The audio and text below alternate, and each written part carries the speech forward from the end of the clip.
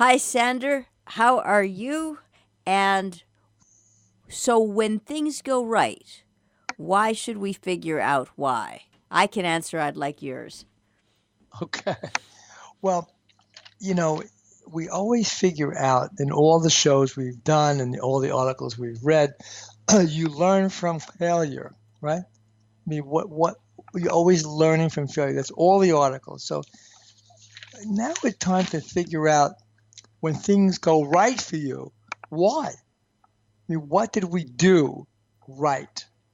Okay, so very good article by a woman named Francesca Gino in the Wall Street Journal. Dr. Gino is a Harvard School professor, and she is also the author of Rebel Talent: Why It Pays to Break the Rules at Work and in Life. Very good book. Francesca Gino. Anyway, so here's what she writes about. um, and it's something I never think about because I always think about the old stuff. What did I learn from the mistakes I made so I don't do them again at work? Okay, so um, where did the success come from? So when you look at success, the first step is understanding why you succeeded. Was it luck, hard work, innate talent? Well, it seems obvious, but human beings always have a bias to focus on just off the outcomes and ignore the fact that multiple factors in the decision-making process, in fact, contributed to those outcomes, from luck to a particularly favorable market to team unity. When we only focus on outcomes, we miss important information about what went right and what went wrong and why. So she talks about a biotech company she studied, which once faced a serious capacity shortage when the company tried to roll out an important new product. So just when it appeared the firm wouldn't be able to meet demand for the product, its leaders discovered that a competitor had put a plant up for sale, a stroke of luck that allowed the company to buy all the capacity it needed. The product launched and was extremely successful. Now, that's also a story that I was involved in. Claritin. um, we had a great plan for it for launch, and I was working with a wonderful, wonderful COO of Shearing Plow back then. And what we didn't do is really focus on the plant, the manufacturer, and the plant did not pass an FDA inspection. So the brilliant plan we had for Claritin, we couldn't produce enough of it. And regrettably, this great COO of Shearing Plow was told, you're not getting the CEO job. So off he went. So, in this case, most companies would have rejoiced in their good fortune and moved on. In fact, in one project, she studied a group of responsible for developing motorcycles used for racing, found itself experiencing unexpected success the first time it joined a new type of competition. The team had collected a lot of data they planned to use to improve the motorcycle's design, but due to the success, they didn't even look at it. The next season, the team struggled. So, too much focus on the success, right? And why you did the success, but you have to look at other things too. What else do we need to do to improve it? Okay, success. So the Centrum story, the multivitamin that I was part of the team that introduced it back in 1980, believe it or not. I'm giving away my age, aren't I? But it was a great success. But in order to continue that success and what we learned from it, we made a pact. We were going to upgrade the formula every other year. And that continued to make Centrum number one back then. Wyeth acquired us, and they continued to do what we had recommended. alter the formula every other year, so no one would ever be better than us. And now, of course, it's under Pfizer. Pfizer acquired Wyeth, and who knows what it's done. It's still number one. It's still number one, by the way. Anyway, so that's success. Okay. Number two, make the post-mortem process mandatory. Analyzing success shouldn't be an issue that leaders get to decide to do or not to do. It should be mandatory. And I agree, it has to be mandatory. Now, let's focus on the military. My life in the U.S. Army. We hold that, quote, after action reviews of each combat encounter and combat training exercise, irrespective of this outcome.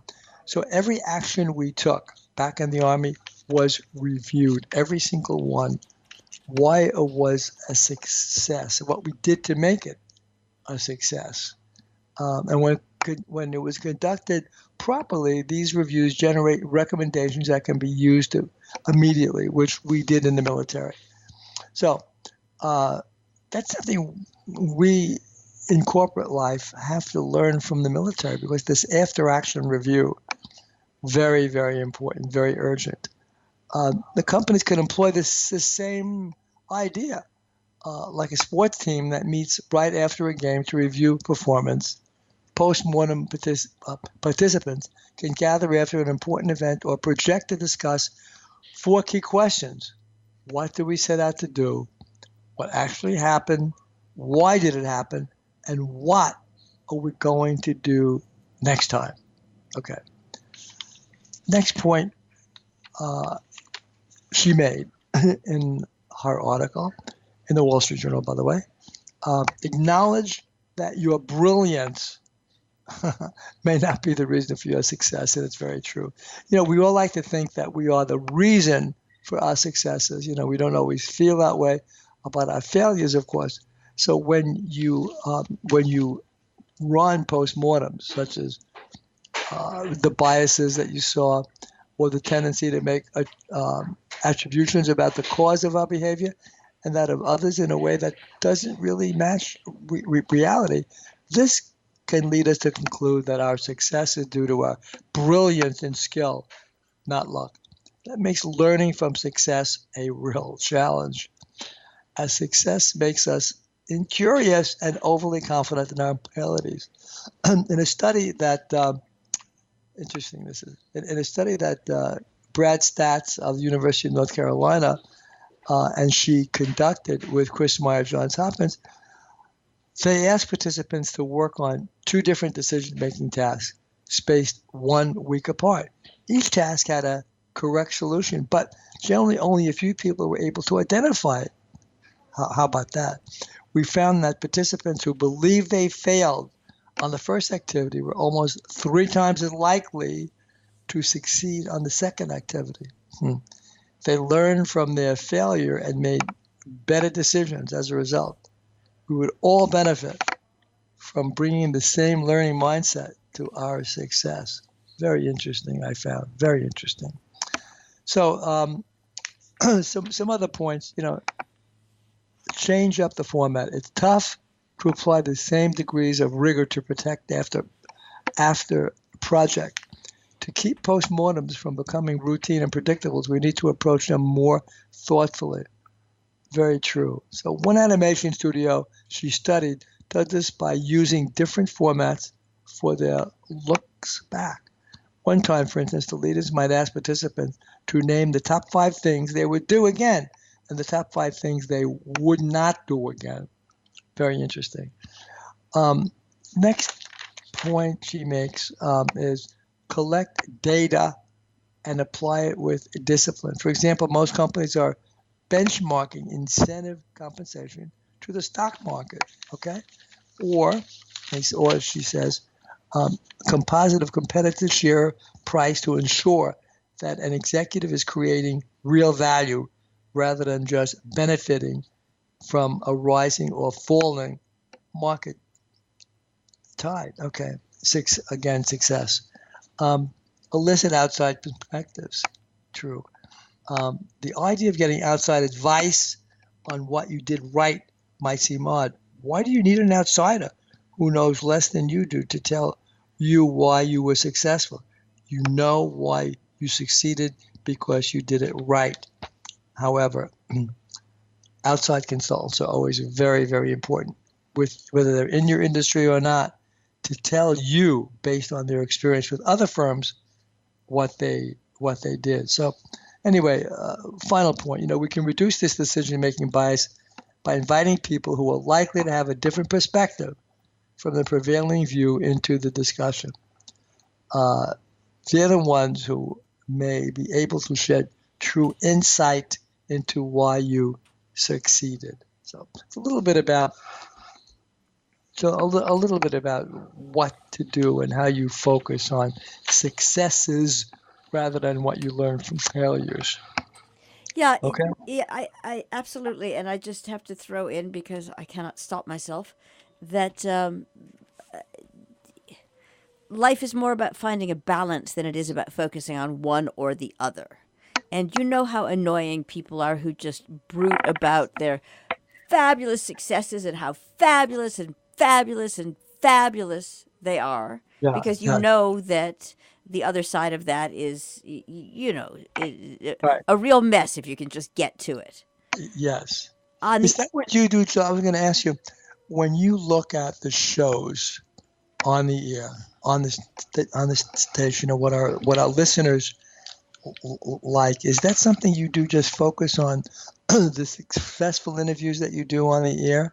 No, we focus on both. You focus on both. It's a Okay. natural, but it's not something that, and I would say that both of us are the exception rather than the rule here. We tend to focus on what works as well as what doesn't. Oh, good. Okay. Most people, however, this is unfair because it's a generality, but most people take a problem and they club at it Yeah. instead of breaking it down into, I don't know. I tend to personally look at problems as though they're literally math problems. With that Okay. level of dispassion. So it's like, okay, in other words, if you move these in a certain direction, it's like composing or anything. If Yeah. you figure out the equation, it will go to it. What's the word? It will verify. Yeah. But until you figure it out, good luck. Yes. And that requires both knowing. It requires knowing what's working and knowing what isn't working, because otherwise you won't know if it verifies. And so I think Exactly. that's the habit essentially. But I completely concur. It's not one that is readily encouraged. And in fact, in terms of media, Yeah. it's far, far more interesting to know what hasn't worked and how it all, went went Right. south than Right. how it's just burbling along and it's going okay. Because that Exactly. certainly doesn't make the papers. Yeah. Good. Okay. Good. Good way to run the station, Jill. Thank you very much, Sandra Flaum. Have a great week. Leader's Edge.